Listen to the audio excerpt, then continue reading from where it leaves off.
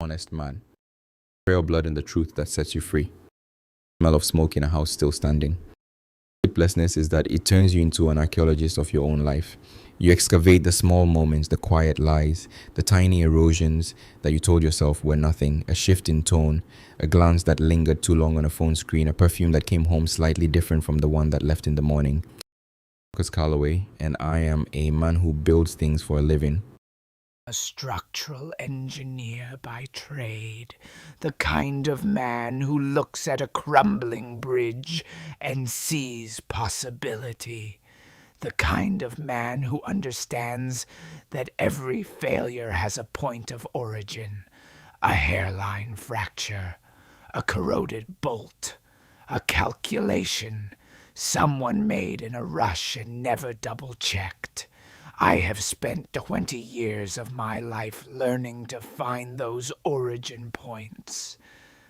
I have rebuilt overpasses in 3 states. Reinforced dams that would have swallowed entire counties if left alone. I have, in other words, spent my professional life preventing disasters. Failed to see the disaster happening inside my own home. Tuesday in late October, when I first allowed myself to truly look. Not just notice, not just file the evidence away in some corner of my mind labeled deal with later, but actually look. My wife Diana had been asleep for an hour. Our daughter Lily, 14 years old and already sharper than either of us deserved. Sleep in the room down the hall, with the soft glow of her phone, casting blue light under the door crack. The house, a 4-bedroom Victorian on the edge of Charleston, South Carolina, that I had spent 6 years restoring with my own hands, was quiet in the way that houses get when they hold their breath. A kitchen table with a mug of coffee gone cold, looking at a hotel receipt I had found folded into a tight square inside the lining pocket of Diana's weekend bag. Pocket. The lining pocket. The one you have to know about to find. From the Morriston Grand, one of those boutique hotels downtown that charged $340 a night and offered turn-down service with a spray of local wildflowers on the pillow. I had never stayed there. Diana had 3 weeks ago on a Thursday night when she told me she was at a conference in Columbia for the regional marketing symposium she attended every year. You see, it was D. Calloway. It listed as a second guest was R. Ashworth. My wife's creative director at the agency she'd spent 8 years building into one of the most successful boutique marketing firms in the Southeast. Ryan Ashworth, who had come to our house for dinner on a Saturday in September and eaten my slow smoked brisket and told me I should have been a chef. Ryan Ashworth shaken my hand at Diana's 40th birthday party 3 months ago and said, and I remember this clearly because it struck me as oddly specific. You're a lucky man, Marcus. Not every man appreciates what he has. Kitchen table for 2 hours. I'm not saying that as a mark of pride. It's just the truth. I sat very still the way I do when I am standing on an unstable structure and calculating my next move. And I thought about the last 18 months of my marriage. I thought about Diana's new interest in going to the gym 3 evenings a week. The phone she now kept face down on every flat surface it touched. I thought about the way she'd started locking the bathroom door when she showered.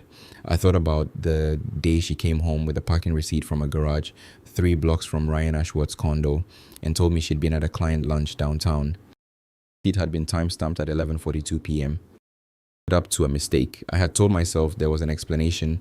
I had done what men like me, men who build things, men who see the potential in crumbling structures, do far too often. I had decided to trust the blueprint, even when the evidence on the ground told me it was wrong.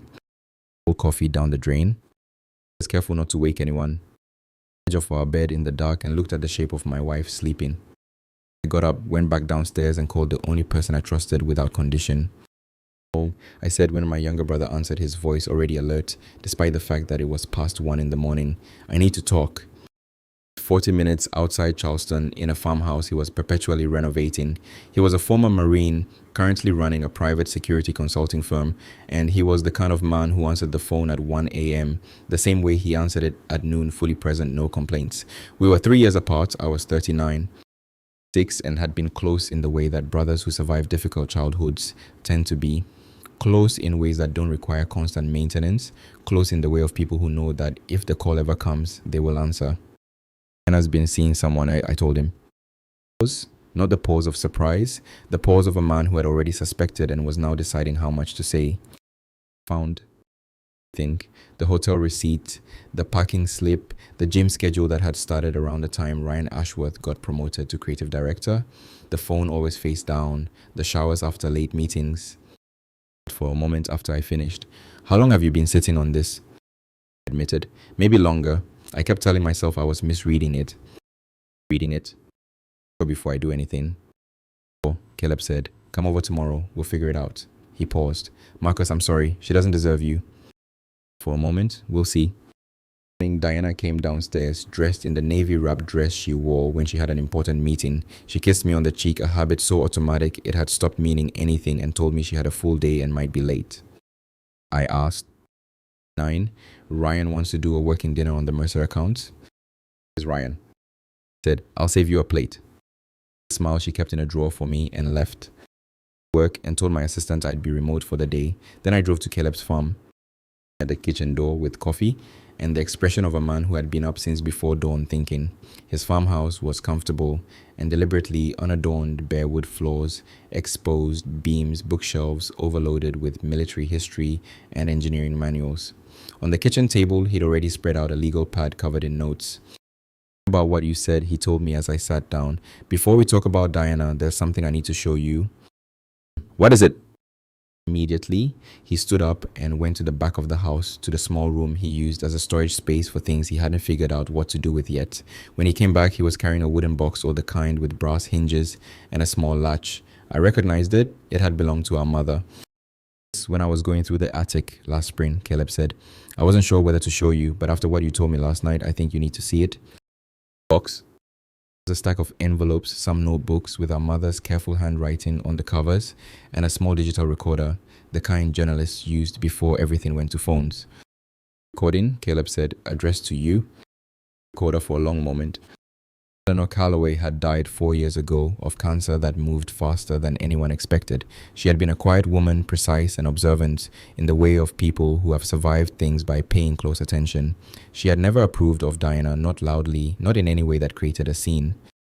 Small, consistent way of a woman who watches someone she loves fall for a performance and can't find the right moment to say that's not real. Her voice was thinner than I remembered, but still steady. If you're listening to this, then you've probably already started to see what I've been watching for years. I want you to know first that I love you. I've always loved you more than I knew how to say. And it's because I love you that I made this recording. What she appears to be. I know that's hard to hear. You're going to want to stop this and put this box back where you found it. And I understand that impulse. But please don't. Please listen to the whole thing, because what I'm about to tell you could save your life. And more importantly, it could save Lily's. Still. Diana, for 8 years, I've been keeping notes, I've been taking photographs, I've spoken to people who know her, her college roommate, her former business partner, 2 women who worked with her at her first agency. What they told me confirmed what I already suspected. Diana is a woman who knows how to make herself into exactly what a man needs her to be. Until she has what she wants. Then she moves on. Asterisk. Before you, Marcus, there was a man named Patrick. She was engaged to him for 2 years before she disappeared from his life, with half the money in their joint account. There was a man named Stuart who backed her first business venture and lost $60,000 when she dissolved the partnership without warning. In the most useful man she's ever found, you gave her stability, respectability, a beautiful home, and a daughter who made her look like a real person. But Marcus, she has been planning to leave for at least 3 years. The only thing that's changed is the timing. Kicked off. Then a second file started, this one clearly recorded later, her voice even more tired. Accounts, 3 of them under her maiden name, Diana Okafor. I have the records.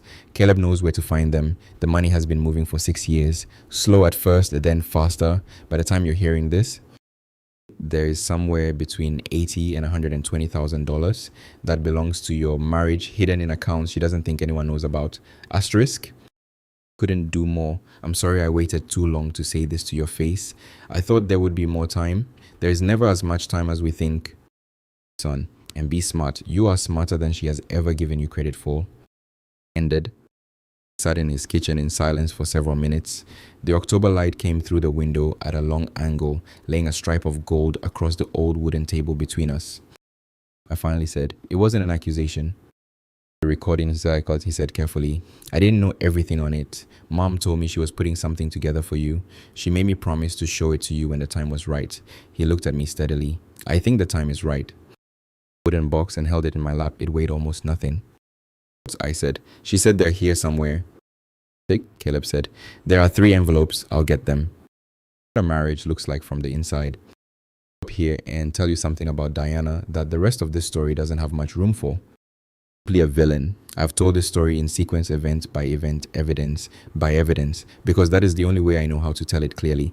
But the chronological account strips away something important: the texture of 15 years, the actual lived experience of being married to a person who is brilliant and magnetic and genuinely capable of warmth. Warmth has conditions attached to it that you don't learn until it's withdrawn. Fundraising gala for a coastal conservation nonprofit, the kind of event I attended purely because my structural engineering firm had been retained to evaluate the storm surge barriers along the Charleston Harbor, and the firm's senior partner thought it would be good for business relationships. I was 30 years old and didn't own a suit that fit properly. 28 and wearing a green dress that I can still describe precisely, deep hunter green, no embellishment, the kind of thing that only works if you have the confidence to wear nothing but the dress. Someone, when I walked past, she stopped mid-sentence and looked at me. "I'd rather be somewhere structural," she said. "I'm sorry, at the ceiling for the last 10 minutes, she said, "the way engineers look at things, like you're calculating the load. Span above the east wall is wider than the original design would suggest," I said. "Someone's done a modification without adequate documentation." Ceiling looked back at me and laughed a real laugh, unperformed, briefly making her look much younger than 28. "Diana Okafor," she said. "Away. You can tell me about the beam span." We talked for 3 hours. By the end of the evening, I was in love in the specific way of someone who has found something they didn't know they were looking for, the shock of it, the sudden recalibration of the whole room around a single point. Again, this is a person who pays attention. About that, I was right about almost nothing else, but I was right about that. Paid ferocious attention. She read people the way I read structures, looking for stress points, load-bearing elements, weaknesses. I thought this was intelligence. It was intelligence. What I didn't understand until much later was that she used what she found not to strengthen, but to leverage. Were genuinely good, or I believe they were. I am no longer completely certain what was genuine and what was performance, and I have had to make peace with the fact that I may never know the clean answer to that question. What I know is that we built a real life, the Victorian house, the engineering firm growing steadily, Diana's agency going from 2 employees to 20. On a Thursday in March, pink and furious and perfect. Holidays with Caleb at the farmhouse. Years that had the weight and texture of something real. So slow that it was invisible. Now, the way I think about certain kinds of structural failure, not a dramatic collapse, but a gradual settling, a microscopic movement in the foundation that shows up years later as a hairline crack in the plaster. You don't notice it until you're standing in the right light. And by the time you're standing in the right light, the crack has been there for years. Down, the hotel, the parking receipt. The receipts had been accumulating long before I started finding them. I had been walking past the evidence for months longer and letting it resolve into explanations. This is what trust does in the end. It gives the mind permission to look away. I at myself for trusting her. Trust her. That was the design of the marriage. Grateful, strange word, but accurate for the moment. I stopped looking away for the insomnia and the hotel receipt and the kitchen table at 2 a.m. For the fact that my mother, from the patience of her love and the terrible precision of her instinct, had built me a life raft in a wooden box in an attic. Who picked up the phone? Building the case. to tell you will sound methodical, perhaps even cold. I want you to understand that it was neither. Every step I took in the 3 weeks that followed was accompanied by a kind of interior grief that I don't have adequate words for. It is one thing to suspect your marriage is a lie. It is another thing entirely to prove it, document it, file it in labeled folders. Folders into a lawyer's office. 14 years old and had her mother's dark eyes and my stubbornness and a laugh that could rearrange a room. She was 3 months away from starting high school and had just made the varsity volleyball team a year early and was reading Dostoevsky for fun. She was the best thing I had ever been even partially responsible for. The thought of Diana using her as a weapon in a divorce, turning her against me, building a narrative in which I was the lesser parent, the unstable one, the one who should have limited access, was enough to keep me moving when the grief got heavy. First, Josephine Warwick, and she worked out of a converted townhouse in the French Quarter district of Charleston. She was 52 years old, originally from New Orleans, and had the deliberate precision of someone who had spent 3 decades winning cases that shouldn't have been winnable. Walls were covered not with degrees or citations, but with black and white photographs of bridges. She collected them, she told me, because bridges represented the best and worst of human engineering. Immediately, you have, she said, folding her hands on her desk. I think the hotel receipts, the parking slip, my mother's recording, and the bank records Caleb had found in her attic. A timeline I'd spent 2 days constructing, correlating Diana's stated locations with bank transactions, phone records pulled from our family plan, and a log I'd started keeping of her departures and arrivals. Through every piece of evidence with the focused patience of a surgeon. When she reached the bank records, she made a small sound that was not quite a whistle. She said, she's been moving money for 6 years. Records show. No idea. Reason to look the records down and looked at me. Mr. Calloway, I want to be honest with you about what we're dealing with. The financial evidence alone is significant. In South Carolina, marital assets hidden in secret accounts are considered fraud, and that will substantially affect the division of property. The adultery is also legally relevant here. South Carolina is a fault state. Fidelity affects alimony and potentially property division. She paused. But I want to warn you, if Diana senses that you're building a case, she will start building one too. And she has had a significant head start. A woman who has been planning to exit a marriage for 6 years has likely already thought about what story she'll tell when the time comes.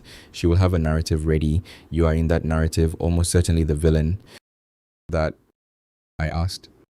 To show everyone who she really is, Josephine said, preferably in front of witnesses who matter.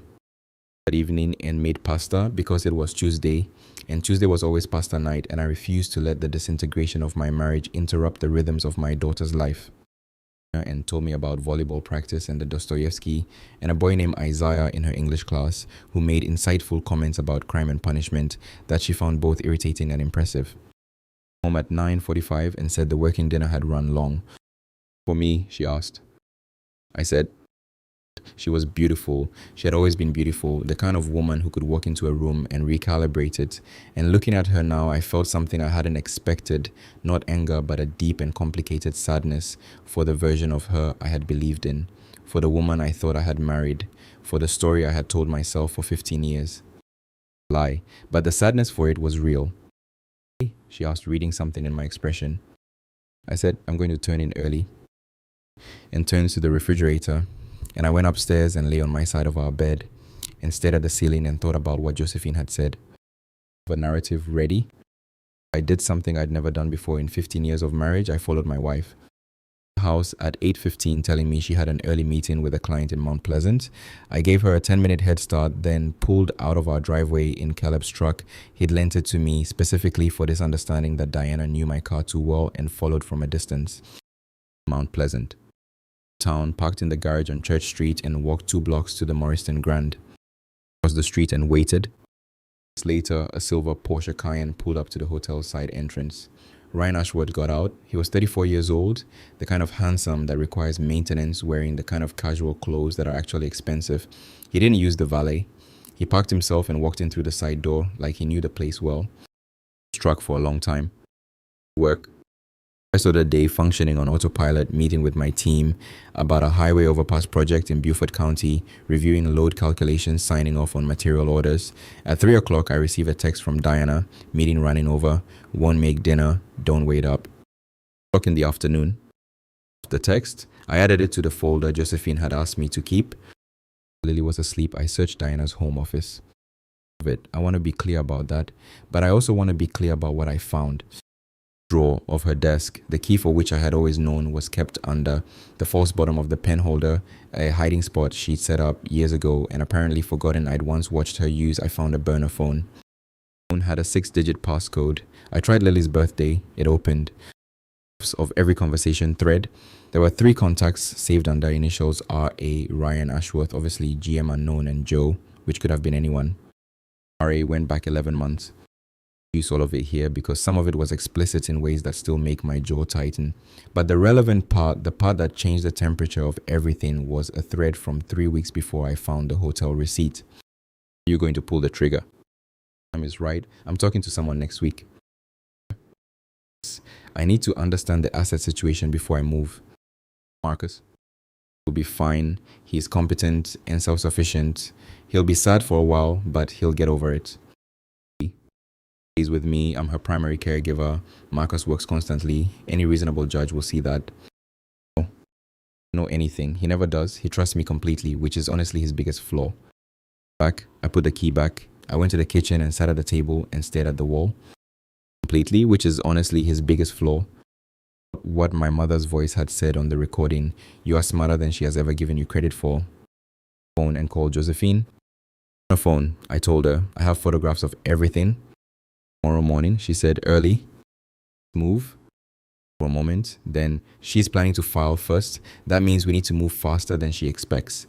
But Marcus, we also need her to show herself before a judge can see what she really is. We need witnesses."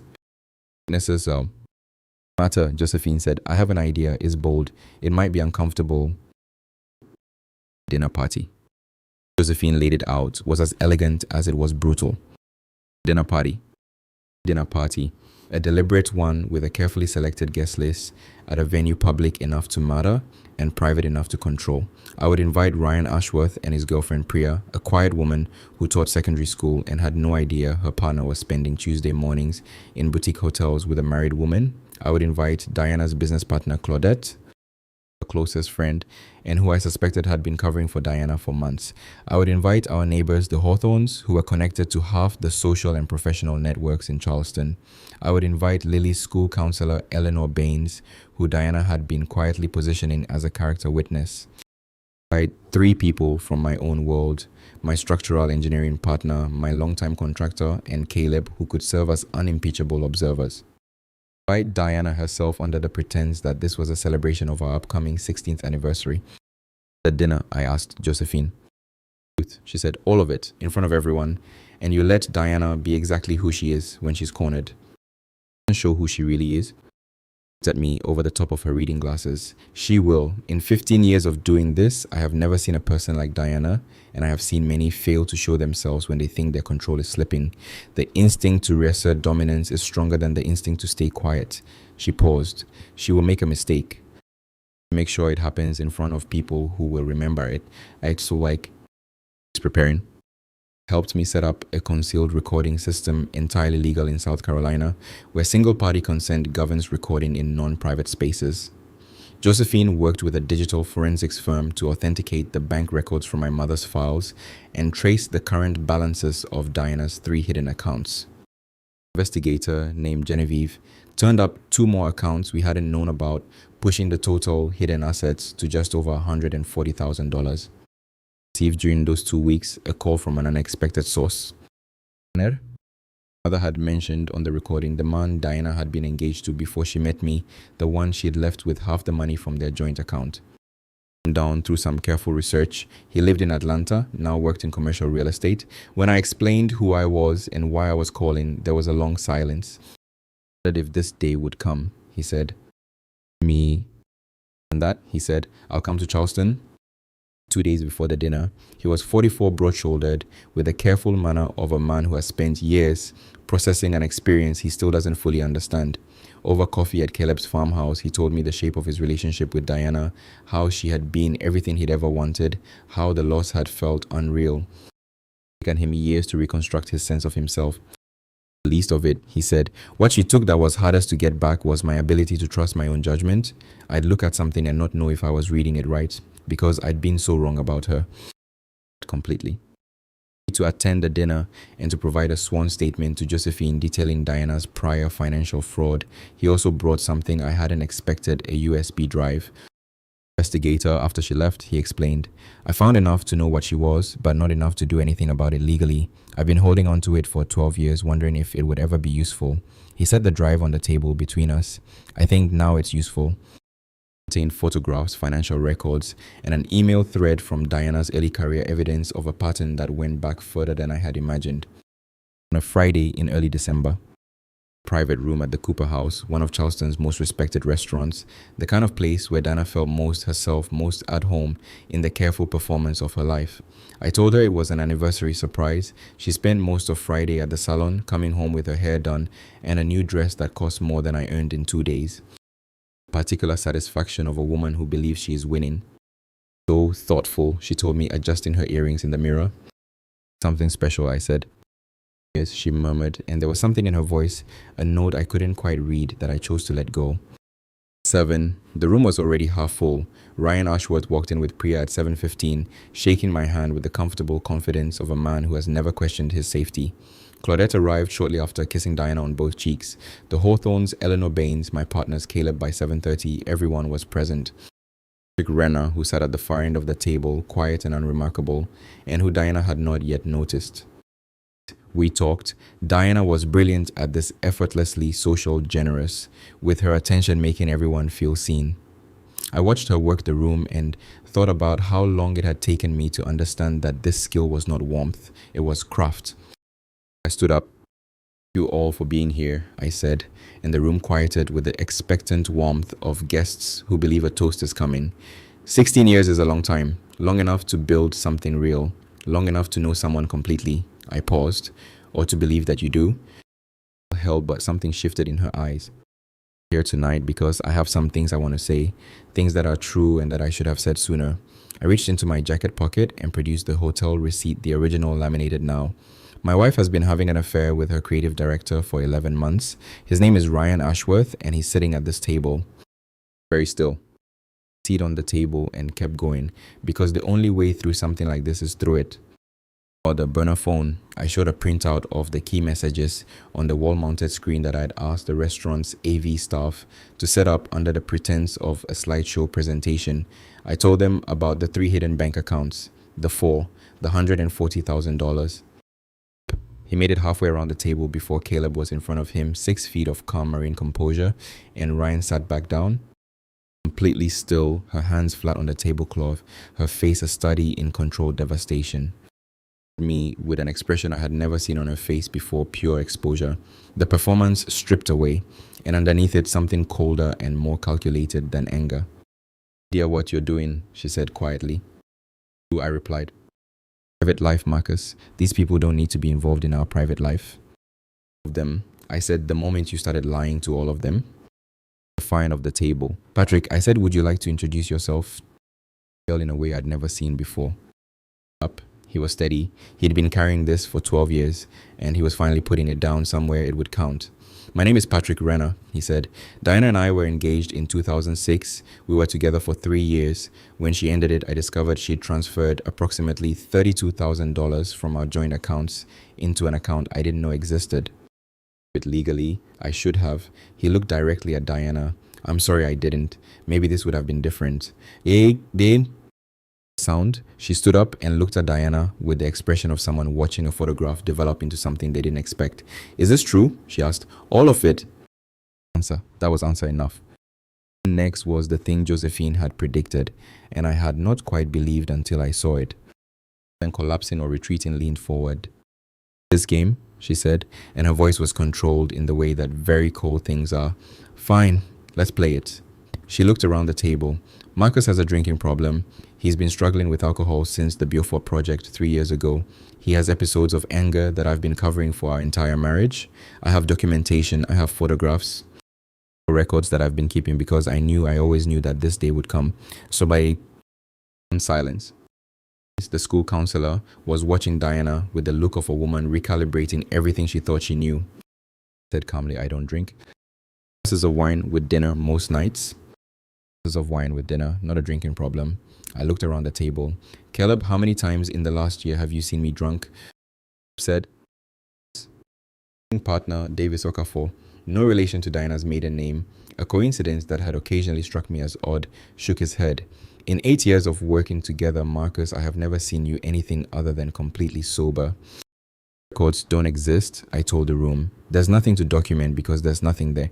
But I want you all to see this right here, right now, because this is what happens next. This is the story she was going to tell. She's telling it right now tonight because she wants you to remember it when this goes to court.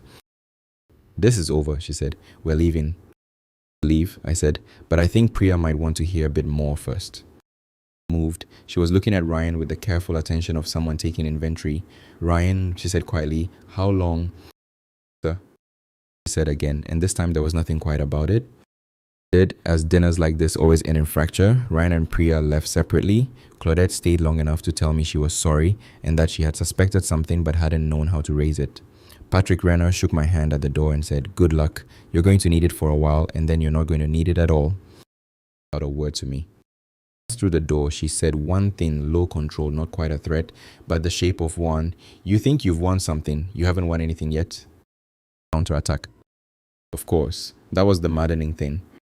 An empty house, Diana had gone somewhere, presumably to Ryan's or to a hotel, and I sat in my restored Victorian living room and understood that the dinner had only been the opening move. The real war was just beginning. Monday morning with a phone call from a journalist. Way, this is James Prado from the Charleston Chronicle. We've received information alleging that you have a history of domestic instability and substance abuse. Would you like to comment where it had come from? Comment extensively. I said, please send me your email. Inquiry to Josephine. By noon, she had sent the journalist a comprehensive document, clean medical records, 8 years of workplace evaluations, showing nothing but professional commendation statements from neighbors and colleagues.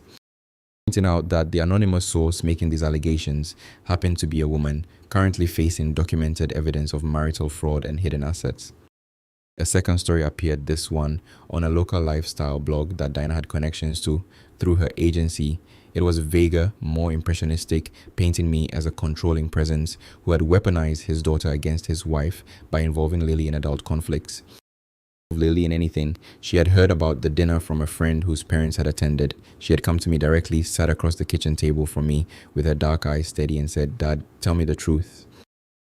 Age appropriately, I told her that her mother and I were going to be divorcing and that there were complicated reasons and that I loved her, and that was the one thing in this situation that was not complicated and would never change. For a long moment. Ryan Ashworth? She asked. What do you know about Ryan Ashworth? She said, Mom didn't know I was home. I came back early from practice once, about a year ago. He was here, in the house. She paused. I didn't know what to do with it. I told myself maybe it was nothing. Everything. We forget this and they see everything. I said, she said. She reached across the table and put her hand over mine, a gesture so adult and so instinctive that it took my breath briefly away. I want to stay with you, Dad, just so you know. Anna filed for divorce on the grounds of irreconcilable differences and simultaneously filed a motion for primary custody of Lily, citing my documented history of substance abuse and emotional instability. She also filed for a temporary restraining order that would have barred me from the marital home. Our response within 4 hours included the bank statements, the hotel receipt, the burner phone records, the authenticated recording of my mother, Patrick Renner's sworn affidavit, the financial investigator's report on the 5 hidden accounts, and a declaration from Lily herself written in her own words at her own insistence. Present to ensure proper procedure, stating that she had witnessed inappropriate behavior between her mother and Ryan Ashworth in the family home, and that she wished to reside with her father. A temporary restraining order was denied. Custody hearing was scheduled for the following Tuesday. Before the hearing, something happened that I had not anticipated, and that changed everything. To the house on Saturday afternoon, I let her in because she asked to see Lily, and despite everything, Lily was still her daughter. I gave them an hour in the kitchen while I worked in my study.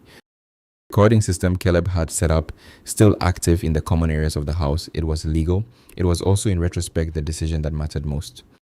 Recording that evening, Minutes were unremarkable. Diana and Lily talking strained but not unkind. Then Lily left the room to take a phone call, and Diana made a phone call of her own to Ryan. With him, Diana said, I know. Don't you think I know? But it doesn't matter what she wants. She's 14. No judge is going to give full say to a 14-year-old. To me, I need you to do something, and I need you to do it without asking questions. Photographs to disappear, the ones Patrick brought. He gave copies to Marcus's lawyer, but the originals are on a USB drive that Marcus has been keeping in his home office. I need that drive. You to break in. I'm asking you to think creatively. Before Diana had left the driveway, he moved the USB drive to Josephine's office. Recording of Diana's phone call to our file. It happened fast. Someone attempted to access my study through the window that overlooked the side garden. The security system Caleb had installed triggered a silent alert to his phone, and he was at my house within 20 minutes. The window had been forced professionally with a tool that left minimal marks. Nothing in the study had been taken because the USB drive was no longer there. The camera on the side of the house had captured a figure in dark clothing. The figure was wearing gloves and a hat, but the figure had walked to my house from a car parked on the next block, and a second camera at the corner of the street installed by the neighborhood association after a series of car break-ins the previous year had captured that car. Cayenne. Car. Police. I called Josephine. Everything, she said. The hearing. The court hearing was scheduled for Tuesday at 10, but by Monday afternoon it had become something considerably larger. Had been arrested Sunday night on charges of breaking and entering and criminal trespass. He'd made bail by Monday morning, but the arrest was on record, the evidence was documented, and the silver Cayenne had been impounded for forensic examination. They found in the trunk gloves matching the prints on my window frame and a pry tool consistent with the marks on the windowsill. At the courthouse on Tuesday with a new lawyer. Her original attorney had withdrawn, citing irreconcilable conflicts of interest, which in practice meant that he'd read the evidence we'd filed and decided he didn't want to be associated with her defense. In a way she hadn't been before. The social infrastructure she'd spent years building, the friendships, the professional relationships, the carefully curated image was fracturing in real time. Claudette had quietly stepped back from the business partnership. A blog that had published the story about me had retracted it after Josephine threatened a defamation suit and provided documentation. Ryan's arrest had made the local news. Plaintiff's table with Josephine and thought about my mother. And be smart. You are smarter than she has ever given you credit for.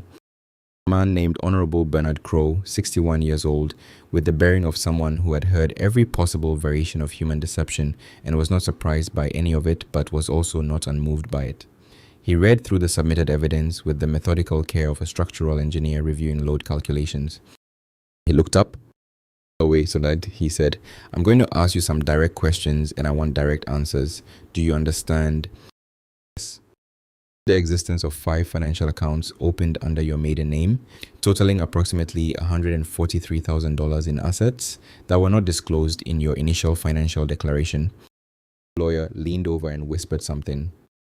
Myself, Dana said, I knew Marcus would try to take everything if we divorced. Open the first of these accounts. About 6 years ago. Oh, at that time, were you contemplating divorce? I was being cautious. Way, I am going to be direct with you. 6 years ago, you began systematically diverting marital assets into accounts your husband did not know existed. Simultaneously, based on the records before me, you were involved in a romantic relationship with at least one person who was not your husband.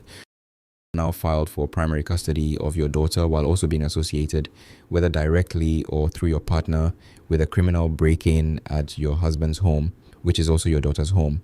He set his reading glasses on the bench and looked at her steadily. This court is not interested in the story you wish to tell. It is interested in the story the evidence tells. Nothing to say that addresses the evidence directly. I said something. Dana shook her head. Deserved better than what I had, she said. Her voice was flat, not the flatness of defeat, the flatness of a woman who had run out of performances and didn't know who she was without one. Sometimes believe that, Judge Crow said not unkindly. The question is what we do with that belief. Address both parties. In full primary custody of Lily Rose Calloway to her father, Marcus David Calloway, effective immediately. Mrs. Calloway will have supervised visitation rights on a schedule to be determined by a family services coordinator, subject to review after 6 months. I am also granting Mr. Calloway primary possession of the marital home pending final property division, all marital assets, 5 accounts identified in the financial forensic report are frozen pending a full equitable distribution hearing. He looked at the file again. Furthermore, based on the financial evidence presented, I am referring this case to the District Attorney's Office for review of potential charges related to marital asset fraud. I'm also noting for the record that the break-in at Mr. home and Mrs. Calloway's documented request to her partner to obtain materials from that home represents a troubling pattern of behavior that this court is treating with appropriate gravity. Courthouse without looking at me. Courthouse steps in the December sunlight with Caleb beside me, and Josephine gathering her files behind me, and thought about the receipts in the kitchen, the 3 a.m. coffee, the wooden box in Caleb's attic, the sound of my mother's voice, tired and careful and full of love, saying you are smarter than she has ever given you credit for. Standing there where I looked around at the ordinary December street taxis pulling up to the curb, a woman walking a dog past the courthouse steps, pigeons redistributing themselves along the ledge above the courthouse doors, and felt the peculiar weightlessness that comes after a long period of carrying something heavy. Not joy exactly, not yet. Of a space where joy could eventually fit. At my shoulder. It's not over, she reminded me. The fraud case will take time. The final property division will take time. Lily's custody arrangement will need monitoring. I said, was significant. She allowed herself a small, satisfied expression. The hidden accounts were the crux of it. When they appeared on screen in that courtroom, Diana's entire narrative, the story of a woman protecting herself from an unstable husband, became impossible to maintain. You can't simultaneously claim victimhood and a 6-year financial exit strategy. Her now, Caleb asked. Considered the question with her characteristic precision. She'll face the fraud review. Given the documented pattern, the hidden accounts, the agency irregularities, the asset diversion that predates Lily's birth, I expect the DA's office will find sufficient cause to pursue charges. Her new attorney will negotiate. There will likely be a plea agreement. She looked at me. Say, prison in all probability. She will pay. She will be on probation, and she will spend a very long time rebuilding a reputation that she chose to sacrifice. Caleb asked. He was asking the question I hadn't let myself ask. I looked at him steadily. That is not my question to answer, she said. My job is to protect Marcus and Lily. I've done that. She turned to me. Go home. Take your daughter out to dinner somewhere nice. Sleep in your own house. She paused. You've earned it. Back toward the courthouse parking lot, already on her phone, already moving on to the next case. Stood there for another minute. He said. Good, I said. I just followed the map she left. You built the whole second half of that map yourself. She gave you the foundation. You built the structure. That it was perhaps the most accurate thing anyone had said to me in months. What we built next. From school that afternoon to a house that felt different. House, 4 bedrooms, carved oak banisters, the original 1890s wraparound porch that I had spent 3 weekends refinishing with a patience that surprised even me. The kitchen where Diana and I had cooked dinner for 15 years. The study where I'd worked through too many late nights, the backyard garden where Lily had grown up. Different now, quieter in some ways and fuller in others. Over, she asked, sitting at the kitchen island, while I made her a grilled cheese comfort food, the kind of thing that doesn't require an occasion. Part has a long way to go, I told her honestly, but the hiding part is over, no more pretending. That I've been pretending for a long time, she said, like telling myself I was reading it wrong, that there was probably an explanation. Thing, doing that grilled cheese in front of her, and thought about the question seriously because she deserved a serious answer. You just have to decide that the evidence matters more than the story you want to be true, I said. It's not comfortable, but it's better than the alternative. A sandwich and took a bite and nodded slowly. That's very engineer of you, she said. Engineer. Smiled. It was the beginning of a smile anyway. Dad, you didn't just let it go. Her 14 years old, dark eyes, her whole life ahead of her, and felt something settle in my chest that had been unsettled for a long time. I said, I called the day after the hearing. Well, he said, oh, good. Thank you for coming. Me, he said, I should have said something years ago. I kept telling myself it wasn't my place, that it was too long ago, that she might have changed. He paused. People like Diana don't change. They just get better at hiding. Knew what she was doing, consciously, I mean, the whole time. For a moment. Yes, he said. I think she's always known exactly what she was doing. I think that's the hardest part to make peace with. Not that she made mistakes, but that she made choices. For a long time after we hung up, charged 6 weeks later with marital asset fraud.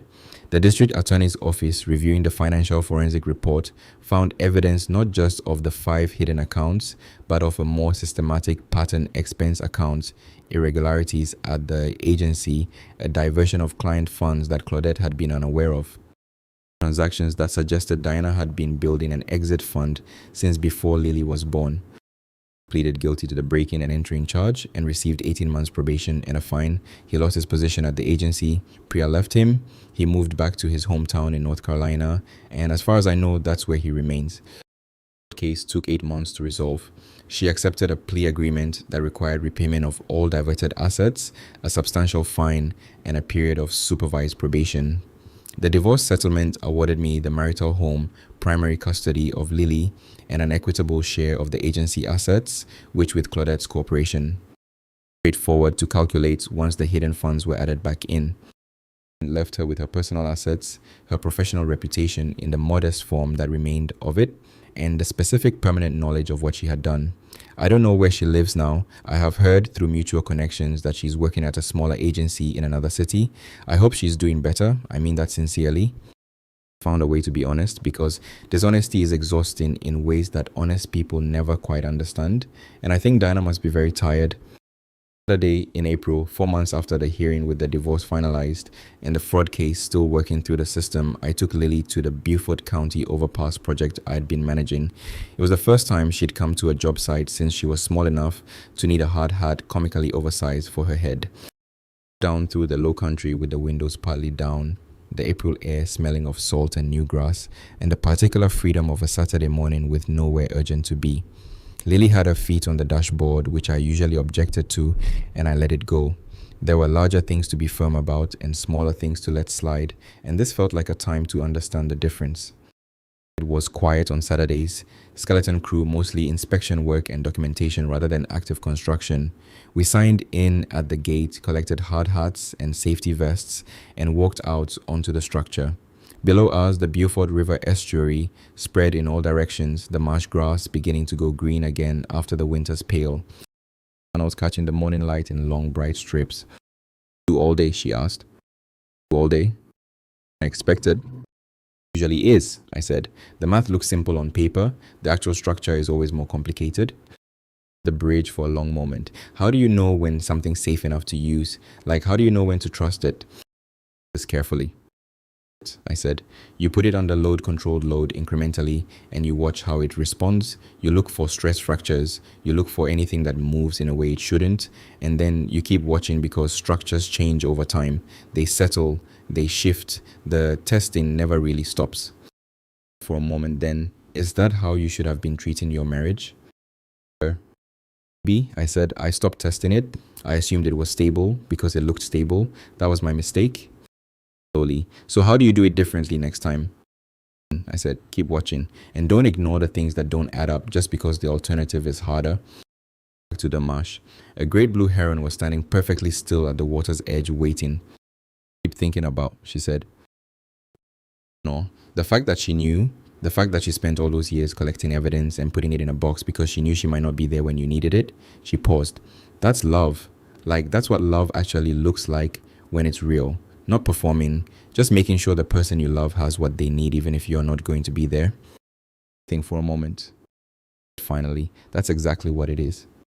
Evening in late May, I was in the living room finishing the final sections of new hardwood floor that had replaced the carpet we'd pulled out after Diana left.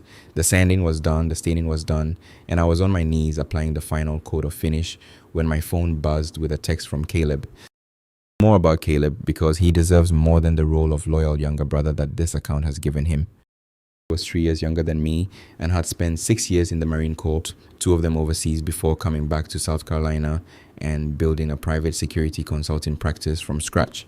He was the kind of man who could fix a truck engine wire, a house, read a topographical map, and also, if required, you in a kitchen at 3 a.m. and say nothing useful while the coffee went cold, because sometimes that's the right thing and he had the wisdom to know it.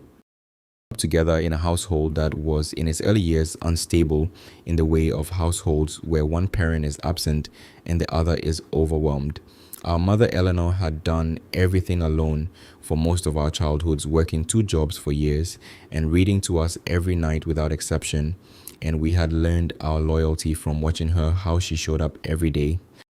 Not because it was easy, but because it was what the people she loved needed. The first person I called after I found a hotel receipt. Not because I thought he had answers, but because I knew he would listen without flinching, without rushing me toward a conclusion, without making it about what I should feel or should do. He had just listened and then said, "Come over tomorrow," and that had been enough. What followed, he had been precisely what I needed him to be: present, not intrusive, not managing me, just there, checking in, showing up with tools when I started the floor project, driving out to Beaufort County with me to review the overpass calculations when I needed to think through something other than my collapsing marriage. Farmhouse porch with me the night after the custody hearing and saying very little and meaning all of it. Now, a day with the good bourbon, something to celebrate. Celebrating, I replied. Stopped letting someone tell you who you were, he wrote back. Seemed like it deserved a toast. Down and looked at the floor I was finishing. Oak planks, each one selected by hand from a mill in the low country, fitted together with the kind of precision that requires patience and attention and the willingness to pull a board out and start again if it doesn't sit quite right. Honest thing I had built in years. Exactly right. Volleyball camp in June. Before she went, she handed me an envelope. "After I leave," she said, "it's weird and I don't want to be here when you read it." Her ride share had pulled away from the curb. The envelope was a folded piece of notebook paper, her handwriting careful and slightly compressed the way it gets when she's thinking hard about what she wants to say. Last year has been the hardest year. I know you're not going to say that because you don't want me to feel bad, but I know it was. I've been thinking about what you said on the bridge about testing things and not ignoring what doesn't add up. I think I'm going to try to live like that. Not suspicious, just paying attention. Actually see, instead of the story I want to be true. Asterisk. To know that you are a better person than she told you were. She was wrong about you. She was wrong about a lot of things, but especially that. House with your own hands. You fixed it when things broke. You stayed when it would have been easier to go. That's what I want to remember. See you in 6 weeks. Don't eat nothing but pizza the whole time. Then I folded it and put it in the wooden box from my mother's attic, next to the recording, next to the bank records, next to the letter in my mother's handwriting that said you deserve better. Of women trying to take care of me across time, across distance, across the particular kind of love that doesn't need an audience. For a long time after that, the wooden box on the shelf in front of me, the evening going golden and then blue outside the window. I thought about Eleanor Calloway, my mother, sitting somewhere 14 years ago, sick already, probably the cancer still quiet but already present with a recorder in her hand. To say to a son she was afraid she wouldn't be there to protect. There, not in the years it would have mattered most, not for the confrontation at the courthouse or the evidence room, or the night someone tried to break in through the study window, but she had done the thing that love does. When it knows its own limits, she had prepared, she had compiled truth in a box and trusted Caleb to know when the time was right to hand it over. What that must have cost her. Not the time or the effort, but the patience, the watching, the years of sitting at family dinners and holidays and being polite to a woman she knew was performing because she understood that saying it directly, "Your wife is not who you think she is," would only have made me defensive, pushed me toward Diana rather than toward the truth. She gathered. She loved me in the most difficult possible way, quietly, without credit, without certainty that any of it would reach me in time. I knew wherever she was that it had reached me. It had been exactly enough. Who asked me in the months after the divorce was finalized whether I was angry. I thought about seriously each time it came up because it deserved a serious answer. Was I angry? Yes, at first. A clean, clear anger at having been lied to for years, at having trusted someone who had been planning her exit since before our daughter could walk. But anger like that has a half-life, and I think mine shortened faster than expected because I was too busy with the legal process, too busy with the floors and the overpass and Lily's volleyball games, building the daily texture of a life to sustain it at full intensity. Something I found that happens to anger when you understand what you're actually angry at. I was not angry at Diana for leaving. People leave marriages. Marriages fail for all kinds of reasons, and I hold no philosophical objection to divorce. What I was angry at specifically, precisely, was the lying, the performance of secret accounts and the burner phone and the deliberate construction of a false reality, the plan to accuse me of instability and abuse in order to gain leverage in a custody battle. The attempt to steal my daughter's narrative of our family and replace it with a version in which I was the threat. I kept for a while. I think that was appropriate. Temporary structure, good for bracing something that might otherwise collapse, not suitable as a permanent load-bearing element. I used it while I needed it, and then when the legal resolution was achieved and Lily was home and the floors were done, I let it go in the gradual, undramatic way that you let go of a thing when you no longer need to hold it. That eventually was something closer to clarity. Myself at 40 than I had known at 30. I knew how to read the signs I had chosen not to read. I knew the specific shape of my own blind spots, the way I turned toward trust. As a default, the way I gave the benefit of the doubt past the point where doubt had already accumulated enough evidence to file a report. Things not as flaws to be ashamed of, but as structural features to be aware of. The known vulnerability isn't a failed bridge. It's a bridge that needs specific reinforcement in a specific place. The knowledge is the advantage. Thought better prepared for whatever came next than I had ever been. Not armored men make terrible husbands and terrible fathers, but informed, paying attention, and continuing to test. Called me in late June with the final update on Diana's case. The plea, she said. 3 years probation, full restitution of the diverted assets, and a formal censure from the State Business Licensing Board that will follow her professionally for some time. It paused in the way she sometimes did when a question touched something she was choosing to handle carefully. She was composed, she said finally. She has been throughout this process consistently composed. I will say that for her. Another pause. I have represented over the years a number of people who might be described as having Diana's particular relationship with honesty. Fall into one of two categories afterward, the ones who are angry and the ones who are simply quiet. But it is she, Josephine said, which may mean nothing, or may mean she's finally very slowly beginning to understand what she actually did. She let that sit. Either way is no longer our business. It's not. Her voice shifted slightly, the professional precision softening just barely. I do this work for a living, and I rarely say this because it tends to encourage unrealistic expectations.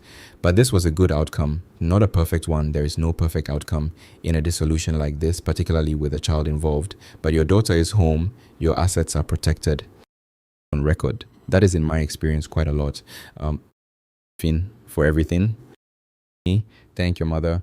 A pause, and then unexpectedly, something that sounded almost warm. She did extraordinary work, extraordinary love. Shelf in my study where I could see it. Back to the kitchen, made coffee, and sat at the table where all of this had started. A man looking at a hotel receipt at 2 a.m. in October and thought about what came next. Next was the floor I was finishing, the overpass in Beaufort County, Lily's first year of high school, Caleb coming on Saturday with the good bourbon, the slowly, carefully rebuilding of a life that was finally completely my own. 50 years old, I had spent 15 years in a marriage to a woman who saw me as useful, and I had spent 2 years before that falling in love with a performance. I had lost something that turned out never to have existed, which is a particular kind of loss that doesn't have a clean name. Something that was never real is one of the stranger griefs. It is less like losing a person and more like discovering that a room you thought you knew contains a wall that has always been false. The room is the same room. The loss is real. Your mourning is not the room itself, but the version of it you were living in, the one where the wall was solid and load-bearing and would hold. Marriage. I am telling you this plainly because I think it is important, because accounts like this one tend to skip past the grief on the way to the resolution, and that skipping does a disservice to anyone who has been through something similar. The evidence was clear, the conclusion was correct, hurt in ways that don't fit neatly into the narrative of a man who found out the truth and fought back and won. Having a partner, not Diana specifically. I had stopped missing Diana specifically somewhere around the time I photographed the burner phone messages, but the shape of having a partner, the person across the kitchen table, the second set of eyes on a decision, the way a household has a different temperature when two people are in it together and genuinely trying. Shape with a woman who was pretending, and the shape had been real even if the person wasn't. That is the part that takes the longest to rebuild, not the logistics, not the legal resolution, not even the trust, the comfort of the shape. Lily, and I had Caleb, and I had a Victorian house in Charleston that I had put my own hands into for 6 years. That was mine in every way. Something can be yours through labor, through time, through the particular investment of care that means you notice every imperfection because you were there when it happened. something real. I was going to keep building everything. Person who kept going when it would have been easier to ignore what they saw. The truth is heavier at first and lighter forever after.